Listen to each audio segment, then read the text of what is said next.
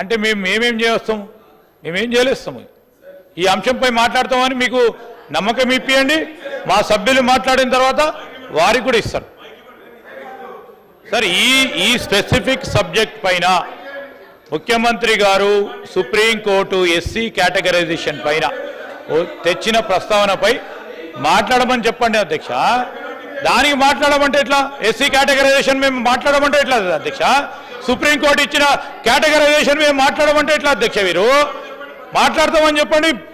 దాని ప్రకారమే మీరు నిర్ణయం ప్రకారం మా సభ్యులు మాట్లాడిన తర్వాత మాట్లాడతారు.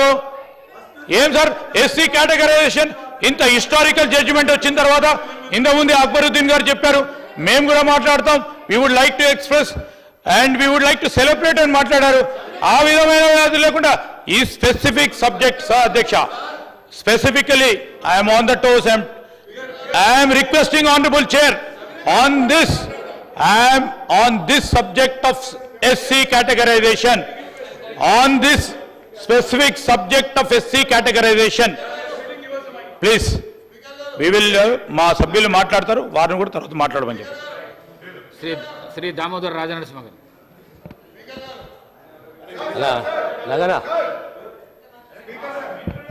నేను మధ్యలో మంత్రి గారు నేను మాట్లాడుతూ మాట్లాడండి సార్. ప్రతిపక్ష నాయకులకు, గౌరవ సభ్యులకు అందరికీ ధన్యవాదాలు. Today historic day, long cherish dream, ఎప్పటి నుంచో కలగంటున్నాము. ఈ వర్గీకరణ అనేది ఏ వర్గానికి వ్యతిరేకం కాదు. ఓ సమతుల్యత, అందరికీ అవకాశం కల్పించాలి అనే ఉద్దేశంతో, ఈ ఇంబ్యాలెన్స్ని బ్యాలెన్స్ చేయాలనే ఉద్దేశంతో ఈ పోరాటాలు జరిగినాయి.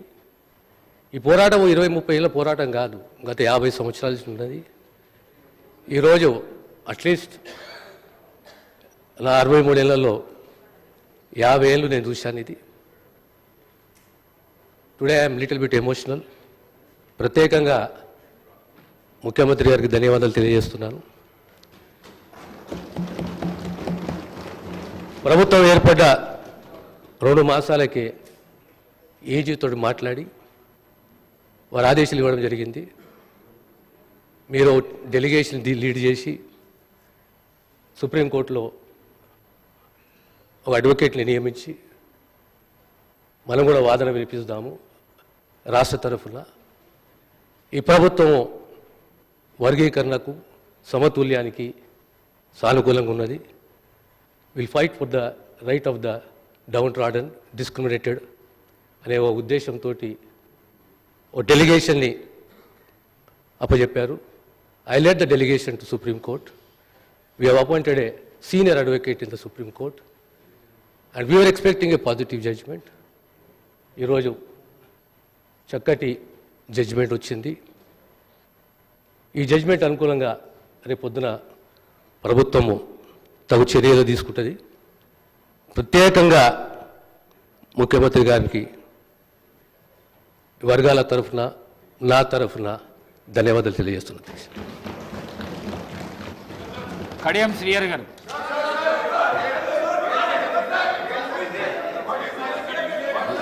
ఏమైంది? మాట్లాడండి. ఎందుకంత ఆవేశము? ఎందుకంత ఆవేశం? ఇస్తా మాట్లాడండి. మాట్లాడండి పోండి. మీ సీట్లలో పోండి. మీ ప్రాక్టీస్ మంచిగా లేదు. చదువుకున్న వ్యక్తులు మీరు. అధ్యక్ష, మీ ప్రాక్టీస్ మంచిగా ఇస్తున్నా. సమయం ఇచ్చినందుకు ఇస్తాను. మీకు ప్రత్యేకమైన ఇప్పుడు ఇస్తాను. ధన్యవాదాలు అధ్యక్ష. శ్రీహరి గారు 1 మినిట్ నడు. ఇస్తున్నా, నడవండి.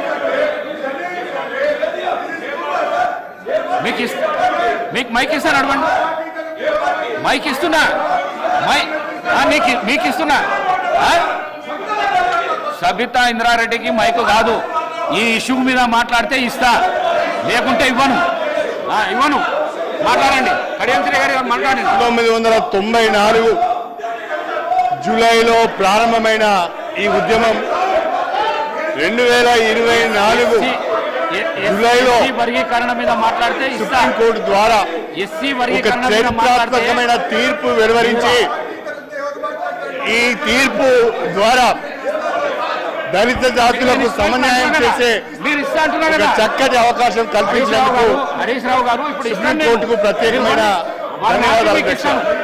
వారిని ఆపి మీకు ఇస్తాను వర్గీకరణకు సంబంధించి అన్ని రాజకీయ పార్టీలు సంఘీభావం తెలిపాయి. గతంలో ఉన్న అన్ని ప్రభుత్వాలు కూడా శాసనసభలో ఏకగ్రీవ తీర్మానం కూడా చేశాయి. తెలుగుదేశం ప్రభుత్వము, కాంగ్రెస్ ప్రభుత్వము, బీఆర్ఎస్ ప్రభుత్వము మూడు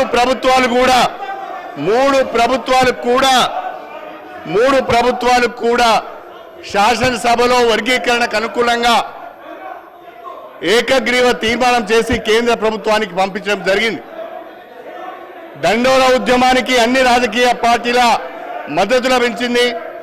దండోరా ఉద్యమానికి సమాజం యొక్క మద్దతు కూడా లభించింది. అందరూ కోరుకున్న విధంగా ఈరోజు వర్గీకరణకు అనుకూలంగా సుప్రీంకోర్టు తీర్పు ఇచ్చింది.